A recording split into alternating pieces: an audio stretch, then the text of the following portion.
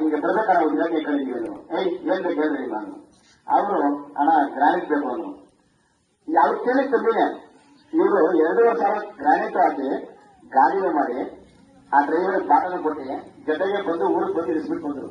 ಹಂಗೆ ಗೌಡರಿಗೆ ತುಂಬಾ ಒಳ್ಳೆ ಮನುಷ್ಯರೇ, ನಾವು ಉಪಯೋಗಿಸ್ಕೊಳಕ್ಕಾಗ್ತಾ ಇಲ್ಲ. ಇವತ್ತು ಯಾರೋ ಬಂದು ನಿಮ್ಗೆ ಹೋಗಾಕ ತಾಲೂಕು ಹೆಂಗಾಲ ಸೇರಿಬಿಟ್ಟು ಬಹಳ ಕಷ್ಟ ಇದೆ ಮನುಷ್ಯನಲ್ಲಿ. ಅದನ್ನು ನಮ್ಮ ತಾಲೂಕನ್ನ ಉಳಿಸ್ಕೋಬೇಕು. ಆಮೇಲೆ ಗೌಡ್ರಂತ ಪ್ರೀತಿ ಕೊಡ್ಬೇಕು. ಯಾಕಂದ್ರೆ ಒಂದ್ಸರಿ ನಾವು ಯಾರು ಜಿಲ್ಲಾ ಪೇಟೆ ಇಟ್ಕೊಂಡ್ರೆ ಸೋತಿ ಆಚೆ ಹೋಗ್ಬಿಟ್ರೆ ಅವ್ರು ಸುಧಾರಿಸ್ಕೊಳಕ್ ಒಂದು 25 ವರ್ಷ ಬೇಕು. ಅಂದ್ರೆ ಗೌಡ್ರು ಕಂಟಿನ್ಯೂಸ್ ನಮ್ಮ ತಾಲೂಕಲ್ಲ ಜನರು ಮೋಸ ಮಾಡಲಿಲ್ಲ, ಲೀಡರ್ಗಳು ಮೋಸ ಮಾಡಿದ್ರು. ಗೌಡ್ರಂತ ಎಲ್ಲವರು ಮತದಾರ ಕಾಲಕ್ಕೆ ಬಿಟ್ಟು ನಾನು ಸಭೆ ಕೇಳಬೇಕು ಅಷ್ಟು ನನ್ಗೆ ಓಟ್ ಕೊಟ್ಟಿದ್ದಾರೆ ಅಂತ ಗೌಡ್ರು ಯಾವಾಗ ಹೇಳ್ತಾ ಇರ್ತಾರೆ ಮಾತು.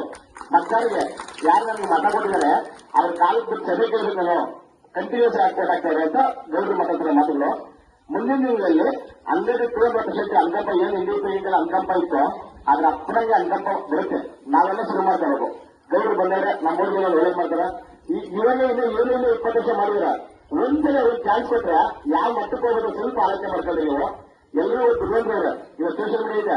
ನನ್ನ ಗೌಡ್ರಿಗೆ ಹೇಳ್ತೀರಾ ಒಬ್ರು ಸೋಷಿಯಲ್ ಮೀಡಿಯಾ ರೆಡಿ ಮಾಡ್ಕೊಳ್ಳೋಣ ಅಲ್ಲ ಎಲ್ಲಿ ಹೋಗ್ಬೇಕಲ್ಲ ಅಂದ್ರೆ ಪುಟ್ಟರಾಜು ನಾವು ಮಾಡಿದ್ದು ಈಗ ಕೊಟ್ಟರೆ ಈಗ ಗೊತ್ತಾಗ್ಬಾರ್ದು ಅಂತ ಹೇಳ್ತಾನೆ. ಆದ್ರೆ